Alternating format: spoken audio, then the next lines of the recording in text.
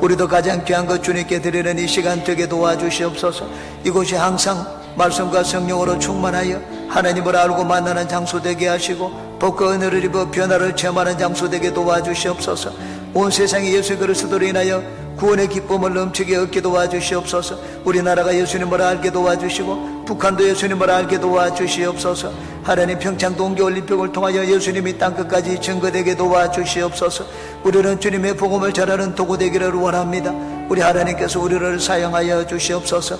오늘도 주님의 성탄을 축하하기 위해서 나온 모든 주의 백성들 일일이 다 기억해 주시기를 원합니다. 우리 주님이 주시는 기쁨이 평안히 심령 가운데 넘치게 도와주시옵소서. 예수님의 이름으로 기도합니다. 아멘. 메리 크리스마스. 메리 크리스마스. 좋은 날입니다. 주님이 탄생했으니 이 얼마나 좋은 날입니까? 게다가 주님께서 또 여기 계시니 이 시간 좋은 일이 넘쳐날 줄 믿습니다. 우리 옆에 계신 분들께 한번 인사하겠습니다. 당신에게 좋은 일이 일어납니다. 좋은 일이 일어납니다. 나를 축복하는 선포를 한번 하겠습니다. 나에게 기적이 일어납니다. 나에게 기적이 일어납니다. 믿습니다. 우리 입술의 고백대로 하나님이 그렇게 이루어 주실 줄 믿습니다. 캐롤송을 부르면 기분이 좋은데 요즘은 뭐 가게 들어가도 캐롤송을 부르지 않더라고요. 기분 좋은 것은 교회밖에 없는 것 같습니다. 찬송가를 부르고 캐롤, 예수님의 성탄에 관한 찬양을 하니까 기분이 즐겁습니다. 제가 어저께 말씀을 준비하면서 1년 중에 가장 기쁜 날은 언제인가 검색을 해봤습니다. 저는 많은 사람들이 당연히 이 크리스마스라고 대답할 줄 알았습니다. 그런데 크리스마스라고 대답한 것은 딱 한 번밖에 나오지 않더라고요. 제일 많이 나오는 것이 생일이더라고요. 자녀들 생일. 내가 태어나서 고맙다. 자녀 생일이 1년 중에 제일 기쁜 날이라고 하는 걸 봤습니다. 참 의외였습니다. 그 다음에 운동 시즌이 시작한 날이 제일 기쁘고, 그 다음 이슬람의 라마단 행사가 끝나는 날이 또 제일 기쁜 날이고 등 여러 가지가 있었습니다. 우리 구주 탄생한 날이 제일 기쁜 날이라는 것은 검색했는데 하나밖에 나오지를 않았습니다. 오늘날은 크리스마스 시즌이 되어도 캐롤송도 듣기 어려운 그런 세상이 되었습니다. 성탄절의 기쁨이 무엇인지 모릅니다. 여기 예수님 천사들이 나타나서 예수님이 탄생했을 때 이 큰 기쁨의 좋은 소식을 가서 알리라고 했습니다. 우리 주님이 이 땅에 오실 때 우리에게 아주 놀라운 선물을 가지고 왔습니다. 큰 기쁨의 선물을 가지고 왔습니다. 이 큰 기쁨의 좋은 소식, 이 말씀을 들을 때 우리 심령 가운데, 우리 삶 가운데 기쁨이 넘치는 그런 은혜를 얻기를 간절히 바라겠습니다. 세 가지를 말씀드립니다. 첫째, 큰 기쁨의 좋은 소식은 구원의 기쁨입니다. 한번 따라해 주시기 바랍니다. 큰 기쁨의 좋은 소식은 구원의 기쁨이다. 오늘날 사람들은 성탄절에 본질적인 것으로 기뻐하지 않고 다른 것으로 기뻐하는 경우가 많습니다. 어떤 사람들은 성탄절이 쉬는 날이기 때문에 달력에 빨간 표시가 되어 있기 때문에 기뻐합니다. 성탄절에 또 선물을 받기 때문에 그것을 인하여 기뻐합니다. 제가 브라질에 있을 때는 이분들이 1년 중에 오직 한 날을 기다리고 있었습니다. 브라질에서는 나따우라고 합니다. 크리스마스를 나따우라고 하는데 그 날을 기다렸습니다. 왜냐하면 성탄절 날 매출의 90%가 팔립니다. 1년 매출에 성탄절 그 한 주간 동안에 1년 매출의 90%가 팔리기 때문에 1년 내내 물건을 만드는 것이 그 성탄절 크리스마스를 위해서 물건을 만드는 것을 봤습니다. 몇 년 전에 미국에서 있었던 일입니다. 뭐 일간지 보도에 의하면은 성탄절 미국 웨스트 버지니아 주에 살고 있던 한 남자가 3억 1,400만 달러짜리 복권에 당첨된 사건이 있었습니다. 건설업자였던 그가 세금을 다 제하고 난 다음에 일시금으로 받은 금액이 1억 1,300만 달러였습니다. 한으로 계산하니까 1,328억 달러였습니다. 교회 세 곳에 기부를 했습니다. 700만 달러, 한 80억 정도를 기부를 했습니다. 선한 일에 로또 당첨금을 쓰고 아주 겸손하게 생활을 했습니다. 2년이 지나고 난 다음 이 사람의 생활이 달라졌습니다. 아주 이제는 흥청망청 쓰기 시작을 했습니다. 스트립쇼 클럽에 들락날락하고 카지노에 들어가고 경마장을 들락거렸습니다. 불과 2년 만에 그 3억 달러 1,000억이 넘는 돈을 다 써버리고 말았습니다. 그리고는 깡통을 차게 되었습니다. 여러분, 로또를 맞고 유흥을 즐겨서 기뻐했지만 그 기쁨이 오래가지를 못했습니다. 성탄절의 진정한 기쁨은 구원의 기쁨입니다. 11절에 있는 말씀처럼 오늘 다윗의 동네에 너희를 위하여 구주가 나셨다고 했습니다. 구세주가 나신 것이 우리에게 큰 기쁨이라고 말씀을 하셨습니다. 구주 대신 예수님이 우리에게 주시는 기쁨, 다시 말해서 구원의 기쁨이야말로 큰 기쁨입니다. 우리가 마귀의 종살이 하다가 해방되었으니 이 얼마나 기쁜 일입니까? 귀신에 붙잡혀가지고 두려운 가운데 살다가 이제는 예수 이름으로 귀신을 내어 쫓고 자유와 해방을 얻었으니 이 얼마나 큰 기쁨입니까? 예수님이 이 땅에 오신 것은 예수님을 믿는 자에게 구원의 기쁨을 주시기 위해서입니다. 예수님이 주시는 구원의 기쁨은 다른 어떤 것과 비교할 수가 없습니다. 구원의 기쁨을 체험한 자들은 세상에 있는 것들의 가치를 사소하게 여깁니다. 삭개오는 예수님을 만나고 바로 그 순간에 구원을 얻었습니다. 삭개오가 많은 사람들 앞에 얘기를 했습니다.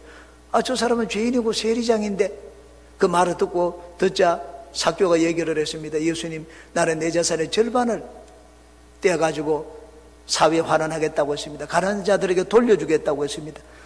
사마리아 여인은 예수님을 만나고 구원의 은혜를 체험을 했습니다. 성령의 생수가 그 속에 솟아났습니다. 그러자 물동이를 버려두고 이 구원의 기쁨을 전하기 위하여 온 마을로 뛰어다녔습니다.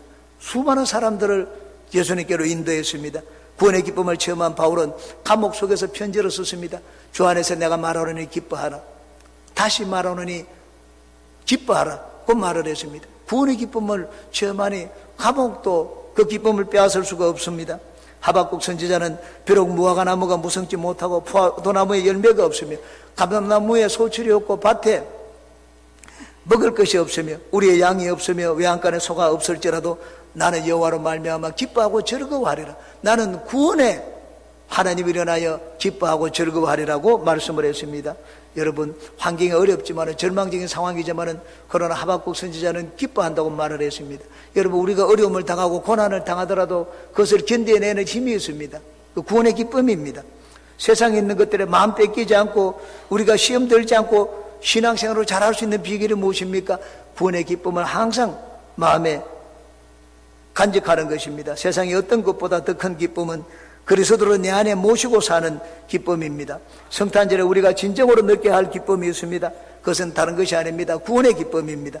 우리가 늘 회복해야 될 기쁨이 있습니다. 그것은 구원의 기쁨입니다. 설교의 황태자라고 하는 찰스 스펄전 목사님이 하루는 얼굴에 수심이 가득 찼습니다. 울고 있었습니다. 그 옆에 부인이 있다가 물었습니다. 아니 여보, 왜 울고 있습니까? 무슨 일이 힘듭니까? 아니면 슬픈 소식이라도 들었습니까?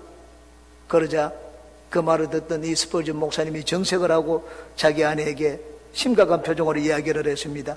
내가 지금 울고 있는 이유를 알고 싶어.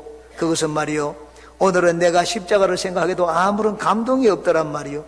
이 사실이 너무나도 가슴 아프게 느껴져서 나에게 십자가의 감격이 없고 이렇게 메말라 있는데 어떻게 다른 사람에게 십자가를 바라보라고 말할 수 있겠소?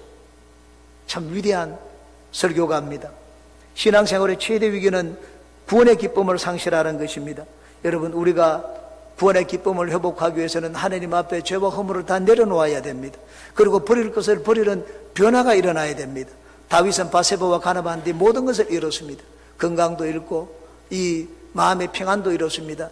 하나님을 섬기는 즐거움도 잃었습니다. 제사를 드려도 형식적인 제사에 거치고 말았습니다. 마음의 기쁨을 얻지를 못했습니다. 구원의 기쁨을 잃어버린 다윗의 삶은 공고한 삶이요, 날마다 눈물과 탄식으로 지새는 삶이었습니다. 그래서 다윗은 하나님 앞에 이렇게 기도했습니다. 시편 51편입니다.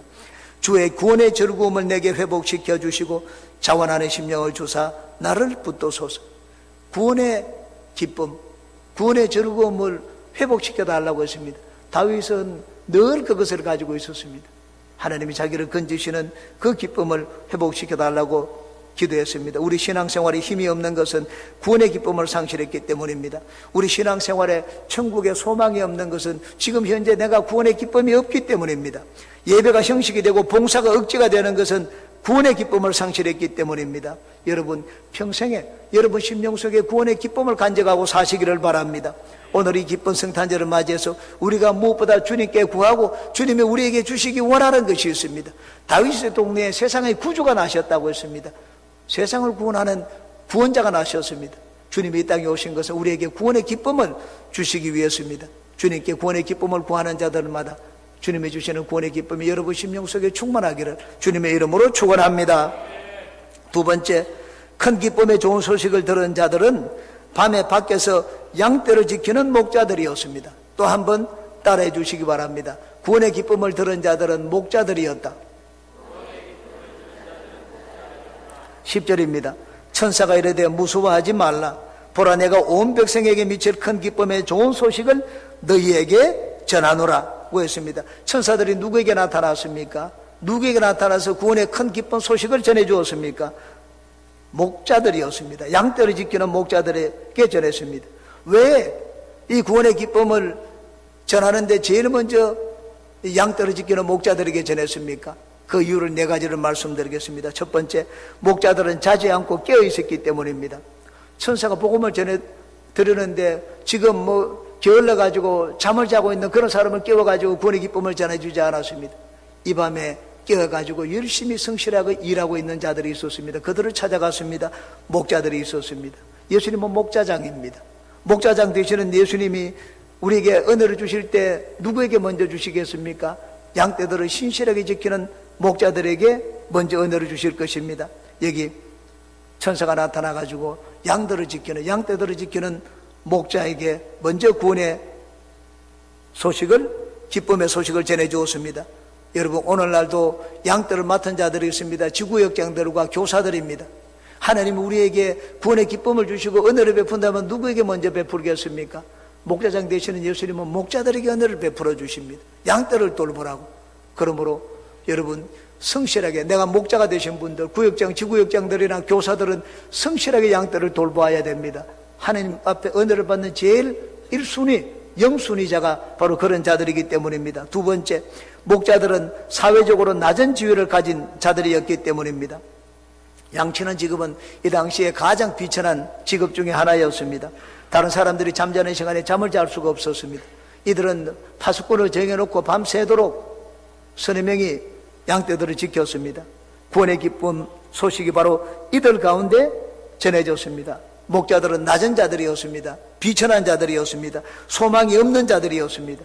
하나님은 복음을 전할 때 누구에게 먼저 전해주셨습니까? 제일 먼저 복음이 필요한 자들에게 복음을 전해주셨습니다. 예수님이 이 땅에 오셔서 말씀을 하셨습니다. 나는 의인에게 온 것이 아니라 죄인들을 구하러 왔다고 했습니다.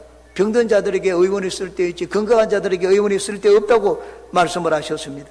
고린도전서 1장입니다. 형제들아, 너희들을 부르심을 보라. 육체를 따라 지혜로운 자가 많지 아니하며 능한 자가 많지 아니하며 문벌 좋은 자가 많지 아니하도다. 그러나 하나님께서 세상에 미련한 것들을 택하사 지혜 있는 자들을 부끄럽게 하려 하시고 세상에 약한 것들을 택하사 강한 것들을 부끄럽게 하려 하시며 하나님께서 세상에 천한 것들과 멸시받는 것들과 없는 것들을 택하사 있는 것들을 피하려 하시나니 이는 아무 육체도 하나님 앞에서 자랑하지 못하게 하려 하심이라. 하나님이 복음을 전할 때 의로운 자, 부유한 자, 지위가 있는 자, 그런 자들을 먼저 찾아가지 않았습니다. 세리와 죄인들에게 찾아갔습니다. 그들과 함께 예수님은 먹고 마시며 그들에게 천국 복음을 전하셨습니다. 이게 하나님이 구원의 기쁜 소식을 전하는데 이 사회에서 제일 낮은 곳에 있는 자들에게 가서 복음을 전했습니다. 하나님은 세상에 비천한 자들을 결코 버리지 않습니다. 세상 사람들은 장애가 있고 배우지를 못하고 가진 것이 없으면 푸대접을 합니다. 그런데 주님은 그렇지 않습니다. 타고난 재능도 없고 부모로부터 물려받은 재산도 없고 지혜도 건강도 없는 자들을 주님은 결코 소홀히 대하지를 않습니다. 하나님은 정상적인 사람들보다 오히려 그런 사람들에게 더 큰 관심을 가지고 있습니다. 하나님은 구주가 나신 이 기쁜 소식을 왕궁에 있는 자들에게 먼저 전하라고 하지 않았습니다. 여기 사회적으로 비천한 위치에 있는 자, 바로 목자들에게 먼저 전하게 하셨습니다. 그러므로 여러분, 나는 혜택받지 못했다, 나는 배우지를 못했다, 나는 가진 것이 없다, 그런 분들은 열등감을 가지고 사시지 마시기 바랍니다. 바로 예수님을 만나는 그 순회에 있어서 누구보다 앞서 있는 자입니다. 내가 그런 가운데 예수님을 찾게 되면은 내가 가진 위기는 하나님의 복을 받는 기회가 될 수가 있습니다. 여러분, 예수님 안에서는 어느 누구도 절망적인 인생이 없습니다. 절망적인 인생이 오히려 주님 앞에 더 소망찬 삶을 살 수가 있습니다. 그런 분들은 여러분의 부족함이 예수님께 한 발 더 가까이 나아가는 기회로 삼으시는 분들이 되시기 바랍니다. 세 번째입니다. 목자들은 복음을 듣고는 곧장 복음을 전했습니다. 15절에서 17절 말씀입니다. 천사들이 떠나 하늘로 올라가니 목자가 서로 말하되 이제 베들레헴으로 가서 주께서 우리에게 알리신 바 이루어진 일을 보자 하고 빨리 가서 마리아와 요셉과 구유에 누인 아기를 찾아서 보고 천사가 자기들에게 이 아기에 대하여 말한 것을 전하니 빨리 가서 전했다고 했습니다. 천사가 전하라고 하고는 하늘로 올라갔습니다. 하지 않았습니다. 우리가 환상을 본 것은 아닌가? 하나님이 메시아를 주셨다고 했는데 말구유 속에 메시아를 주셨다고 했는데 그건 믿어도 좋겠는가? 이 천사들은, 목자들은 그렇게 하지 않았습니다. 하나님 말씀을 하실 때 따지지 않았습니다. 가서 빨리 달려가서 자기가 들은 그대로 전했다고 했습니다. 하나님이 사람들을 보내가지고 마리아에게 보냈습니다. 마리아에게 보내가지고 마리아에게서 난 자가 이 세상을 구원할 구원자라는 것을 확신시켜 주셨습니다. 둘은 증거의 숫자입니다. 확신의 숫자입니다. 하나님이 동방박사를 보내주시고 여기 있는 목자들을 보내주었습니다. 그들이 다 와서 마리아에게서 난 자를 경배하고 그리스도로 예배를 했습니다. 하나님이 잉태할 때도 말씀을 해주셨지만은 아들이 태어났을 때도 바로 그 아이가 세상을 구원할 구원자라는 것을 확신시켜 주셨습니다. 이 목자나 동방박사는 하나님의 좋은 메신저들이었습니다. 하나님이 우리에게 복음의 기쁜 소식을 맡겨가지고 전하라고 합니다. 누구에게 맡기겠습니까? 좋은 메신저입니다. 목자들은 좋은 메신저였습니다. 빨리 달려가서 전했습니다. 동방박사들도 좋은 메신저였습니다. 하나님이 별들을 통하여 그들에게 점지해 주었습니다. 세상을 구원할 구원자가 났다. 그들은 별들을 통하여 깨닫게 해주시는 신의 계시를 받고 난 다음에 거기 머뭇거리지 않았습니다. 빨리 가서 하나님을 경배하고 이 하나님을 세상에 드러내자 그 얘기를 했습니다. 좋은 메신저들이었습니다. 하나님이 기쁜 소식을 맡긴다면 누구에게 맡기겠습니까? 빨리 달려가서 전하는 자입니다. 여러분, 메신저는 메시지 받은 메시지를 잘 전해야 됩니다. 하나님이 은혜를 주시면 누구에게 은혜를 주시겠습니까? 내 은혜를 받고 난 다음에 나 혼자만 간직하고 있는 자에게 은혜를 주시겠습니까? 그렇지 않습니다. 하나님이 은혜를 주신 것은 온 세상에 은혜를 나누라고 나에게 은혜를 주신 것입니다. 그러므로 하나님께 은혜를 받기 위해서는 내가 항상 나누어야 되겠다. 그리고 은혜를 받으면 즉시로 나누는 나눔이 있어야 됩니다. 하나님은 그런 자에게 은혜를 베풀어 주십니다. 이 목자들은 기쁜 소식을 듣고 난 뒤에 즉시로 그 복음을 전했습니다. 하나님이 목자들에게 제일 먼저 나타나신 이유입니다. 여러분, 우리는 다 구원의 기쁜 소식을 전했습니다. 여러분, 이 구원의 기쁜 소식을 우리는 이 목자들처럼 전했습니까? 우리가 전하면 하나님은 우리에게 또 주십니다. 우리가 받은 은혜를 나누면 하나님은 우리에게 또 은혜를 베푸십니다. 그러나 갖고 있으면 구원의 기쁨이 나에게서 상실됩니다. 여러분, 기쁨은 나누어야지 점점 커집니다. 가지고 있으면 사라지고 맙니다. 그러므로 우리는 하나님 앞에 받은 은혜를 나누겠습니다. 그리고 또 나눔에 앞장서서 실천하는 우리가 되어야 됩니다. 성경의 바울사도는 하나님 앞에 큰 은혜를 입었습니다. 바울사도는 자기 목숨이 10개라도 자기는 땅끝까지 가서 복음을 전하겠다고 했습니다. 바울사도는 어떻게 하든지 자기가 받은 것 나눠주기를 원했습니다. 그런 바울을 사용하지 않으면 하나님이 누구로 사용하시겠습니까? 우리도 마찬가지입니다. 내가 하나님 앞에 받은 구원의 소식, 이것을 내가 전하고 나누어 줘야 되겠다. 내가 하나님께 받은 은혜를 나누어야 되겠다. 그런 마음을 가진 자에게 하나님은 그를 도구로 사용하시고 청직으로 사용하셔서 하나님의 일을 맡기십니다. 우리는 다 구원의 기쁜 소식을 받았으니 이것을 나누는 주의 좋은 메신저들이 되시기를 주의 이름으로 축원합니다. 네 번째입니다. 목자들은 순수한 마음으로 순종을 했습니다. 목자들은 천사의 말을 그대로 받아들였습니다. 아까 읽은 것처럼 지체하지 않고 순종을 했습니다. 즉시 빨리 가서 전했다고 했습니다.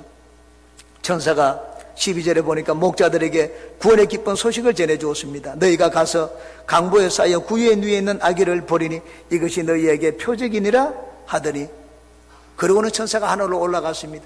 이들은 주저하지 않았습니다. 표적이다. 가서 진짜 천사의 말대로 우리가 그것을 전하자고 했습니다.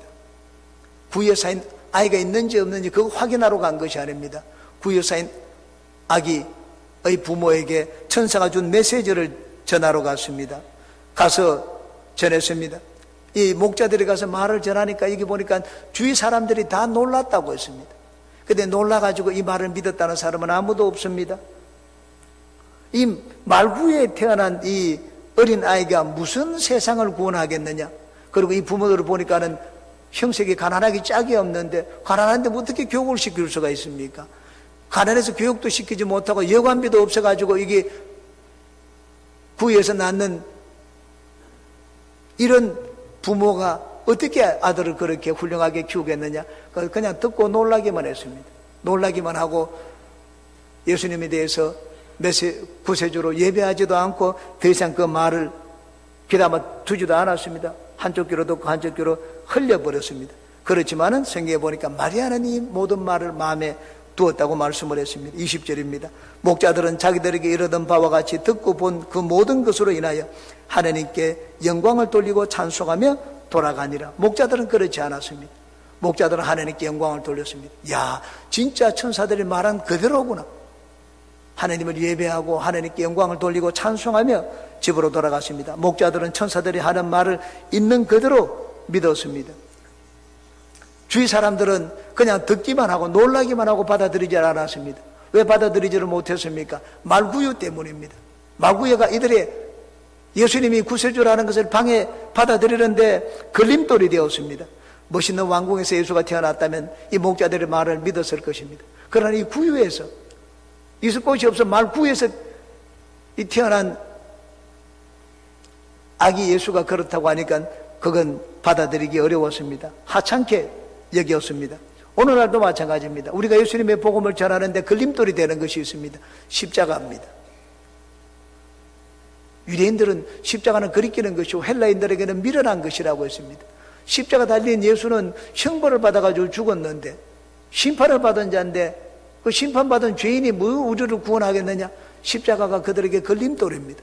이들에게는 이 많은 무리들이 마리아 주변에 있었습니다. 목자들이 가서 말씀을 전하는데 이들은 받아들이지 않았습니다. 말구유가 걸림돌이 되었습니다. 미국의 유명한 신문사 워싱턴 포스트에서 재미있는 실험을 한 것이 있습니다. 당시에 세계 제일 가는 이 바이올리니스트 조슈아 벨이 있었습니다. 이 조슈아 벨에게 300만 달러짜리 바이올린을 들려주었습니다. 그리고는 아주 남루한 옷차림으로 노숙자 옷차림을 하도록 만들었습니다. 노숙자 옷차림을 하게 해서 그 지하철역에서 바이올린을 연주하게 만들었습니다. 그리고 그 7시부터 8시 반까지 많은 사람들이 그 출근하는 길에, 그리고 지하철역도 제일 지식인들이 많이 다니는 지하철역을 택했습니다. 그 조슈아 벨이 거기서 연주를 하면 사람들이 보통 연주에서 연주를 할 때 입장료가 수백만 원이 됩니다. 그 사람이 연주를 하니까는 한 번씩 귀 기울여 볼 줄 알았습니다. 그런데 1시간 반 동안 거기서 연주를 했습니다. 귀 기울이는 사람이 한 사람도 없었습니다. 옆에 있는 구두 닦는 그 소년이 있다가 그 음악에 귀를 기울였습니다. 진짜 연주를 잘한다고 했습니다. 그렇지만 그가 조슈아 벨인지는 그도 몰랐습니다. 전부 다 휴대폰 통화기에 정신이 없고 출근하더라 걸음을 멈춰서는 사람이 하나도 없었습니다. 볼품 없는 노숙자와 같은 옷이 바로 이들에게 걸림돌이 되었습니다. 저런 옷을 입은 사람이 무슨 대단한 연주가가 될 수가 있느냐? 여러분, 말구유에 태어난 예수님이 무슨 대단한 구세주가 되겠느냐? 그것이 그들에게 걸림돌이 되었습니다. 목자들이 전하는 말을 믿지를 않았습니다. 그러나 목자들은 그렇지 않았습니다. 천사들의 말을 들은 그대로 상황을 보고 말구에 누인 예수를 그리스도로 받아들였습니다. 하느님께 영광을 돌리고 찬양을 했습니다. 그리고 집으로 돌아갔다고 했습니다. 마음이 순수했습니다. 마음이 순수했기 때문에 있는 그대로 받아들였습니다. 우리가 오늘날도 마찬가지입니다. 예수님을 우리가 구주로 모셔드리고 예수님이 주시는 기쁨을 얻기 위해서는 우리 마음이 순수해야 됩니다. 우리 마음속에 걸림돌이 있으면 걸림돌을 내려놓아야 됩니다. 내 재물이 걸림돌이 되면 재물을 내려놓아야 됩니다. 내가 아는 지식이 걸림돌이 되면 지식을 내려놓아야 됩니다. 내가 가지고 있는 지위가 걸림돌이 되면 지위를 내려놓아야 됩니다. 주님을 아는데 걸림돌이 되는 것은 다 내려놓아야 됩니다. 바울 사도는 율법을 많이 알고 있었습니다. 예수님을 아는데 오직 걸림돌이 되었습니다. 막 자랑거리로 삼고 율법을 전부 내려놓았습니다. 나는 율법을 알지 못하고 배우지 않은 것처럼 율법을 다 내려놓았습니다. 예수님을 더 알기 위해서입니다. 하나님은 오늘날도 우리에게 나타나십니다. 우리에게 구원의 기쁨을 주십니다. 우리가 구원의 기쁨을 받아들이기 위해서는 여기 있는 목자들처럼 순수한 마음을 가져야 됩니다. 여러분, 오늘 주님 앞에 나온 여러분들은 세상 사람들과 비교할 때 제가 보니까 그렇게 잘난 것 같지 않습니다. 세상 사람들보다 우리는 못한 점이 더 많을 수가 있습니다. 그런데 한 가지 더 나은 것이 있습니다. 우리는 예수님을 전할 때 순수하게 받아들였습니다. 세상 사람들보다 더 나은 점입니다. 더 나은 점 한 가지가 있다면 무엇인가? 우리는 예수님을 믿으라고 할 때 받아들였습니다. 그것이 한 가지 더 나은 것입니다. 지위가 더 많은 것도 아니고 재물이 더 많은 것도 아닙니다. 우리가 하나님이 주시는 계속적인 은혜를 얻기 위해서는 순수한 마음을 가져야 됩니다. 예수님을 믿고 난 다음에도 이 목자들이 순수한 마음을 가진 것처럼 하나님이 목자들에게 그래서 나타난 것처럼 우리도 항상 순수한 마음을 가져서 주님께서 우리에게 나타나시고 은혜를 베푸시는 그런 역사가 있기를 주의 이름으로 축원합니다. 세 번째입니다. 구원의 기쁜 소식은 하나님의 택한 자들에게 평안을 주는 기쁨입니다. 또 한번 따라하시기 바랍니다. 구원의 기쁜 소식은 평안을 주는 기쁨입니다. 14절에 보니까 지극히 높은 곳에서는 하나님께 영광이요 땅에서는 하나님이 기뻐하신 사람들 중에 평화로다 하니라고 했습니다. 예수님이 탄생한 것이 하늘에서는 영광이 된다고 했습니다.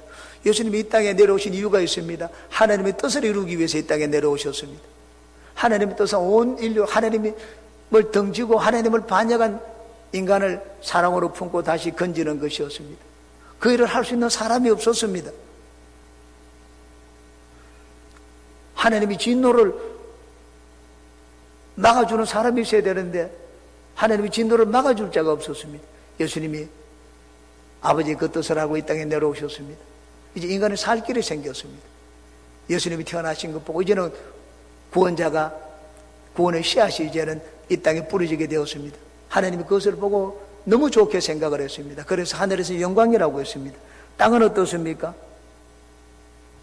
구원의 기쁜 소식이 땅에 있는 우리에게 주는 것은 평화라고 했습니다. 여러분, 평화는 하나님의 구원사에게 바라보는 최종 목적지입니다. 예수님의 구원의 복음이 우리에게 주시고자 하는 것도 평안입니다. 예수님은 제자들에게 나타날 때마다 너희들이 평안하냐? 이들은 전부 예수님을 알고 예수님을 구주로 모신 자들이었습니다. 예수님이 그들에게 나타나서 너희들이 평안하냐고 했습니다. 예수님을 모셔드리면 우리는 마음의 평안을 얻어야 됩니다. 하나님과 원수되었던 우리가 하나님과 화평하고 이웃과 서로 원수되었던 우리가 서로 손을 잡고 화해하는 화평의 복음을 주님은 우리에게 주셨습니다. 복음을 받아들였는데도 내가 화평하지 않고 평화를 얻지 못했다면 우리는 아직까지 복음을 완전히 받아들이지 못한 것입니다. 복음이 완전히 나에게 뿌리 내리지 못한 것입니다. 복음이 우리에게 뿌리 내리면 나는 화평하는 사람이 됩니다. 내 마음이 평안을 얻습니다. 우리 인간의 가장 큰 행복은 평안입니다. 평안에 기초하지 않은 기쁨과 즐거움은 결코 행복이 될 수가 없습니다. 이스라엘 사람들을 만나면 샬롬이라고 인사합니다. 샬롬은 최고의 행복입니다. 마음도 행복하고 바깥에도 형통하고 그리고 전쟁도 없고 혹시 전쟁이 있더라도 그 마음이 흔들리지 않는 것입니다. 세상이 빼앗아가지 못하는 것, 이것이 바로 평안입니다. 자동차왕 헨리 포드는 84살에 세상을 떠났습니다. 그런데 주위 사람들이 이 헨리 포드에게 늘 질문을 했습니다. 행복의 비결이 무엇이라고 생각을 합니까? 그 헨리 포드는 주저하지 않고 대답을 했습니다. 첫 번째는 적당히 운동을 하는 것이고, 두 번째는 적당한 음식을 먹는 것이고, 세 번째는 신선한 공기를 마시는 것이고, 그리고 네 번째는 마음의 평화라고 했습니다. 그런데 그 중에 제일 중요한 것을 택하라면 네 번째 마음의 평화가 제일 중요한 행복의 요소라고 말을 했습니다. 세상 사람들은 기쁨을 얻기 위해서 술도 마시고 맛있는 음식도 먹습니다. 퇴폐적인 향락을 즐기기도 합니다. 그런데 그것은 우리에게 행복을 주지를 못합니다.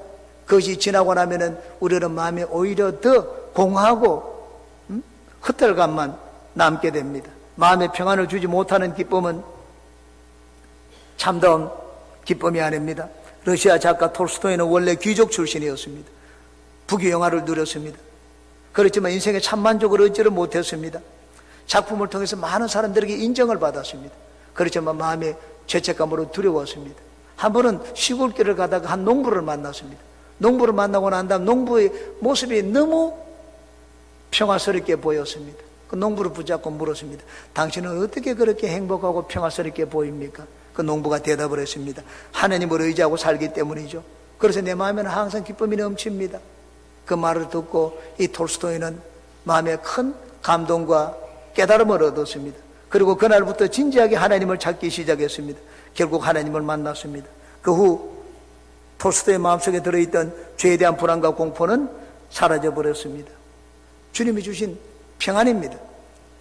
이 평안은 또한 힘과 전쟁으로 얻는 평안이 아닙니다. 당시 사람들은 팍스 로마라고 해서 로마의 평화를 외쳤습니다.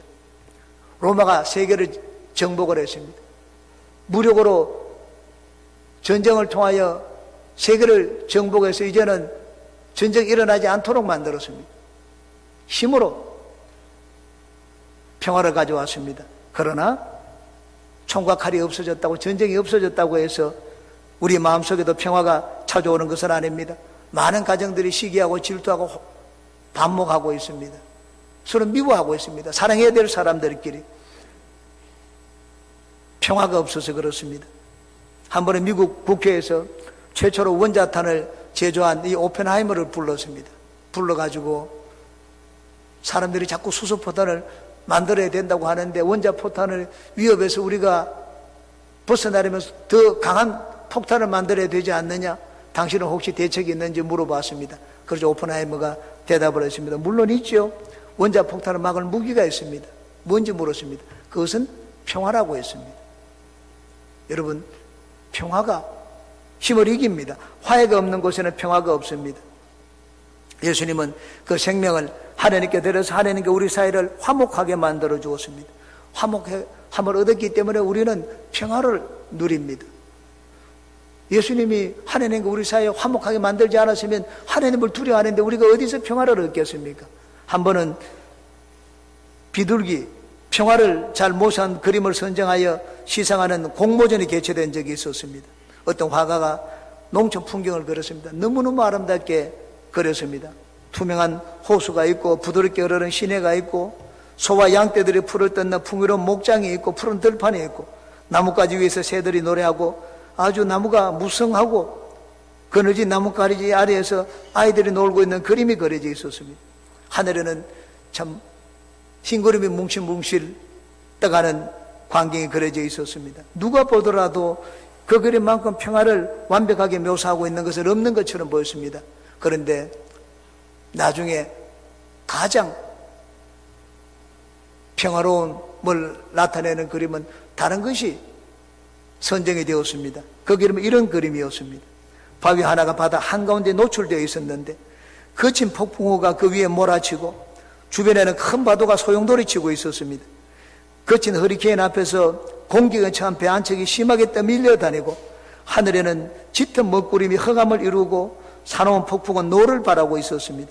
그런데 그 그림 중앙에는 바위 꼭대기 조그만 틈새에 비둘기 한 마리가 조용히 둥지를 털고 앉아 새끼들을 부드러운 날개로 덮어서 엄청난 폭우 가운데서도 안전하고 평화롭게 지키고 있는 모습이 그려져 있었습니다. 어미가 날개를 뻗어가지고 그 폭풍 가운데서 아이를 감싸고 새끼를 감싸고 있었습니다. 그 광경이 가장 평화로운 그림이라고 했습니다.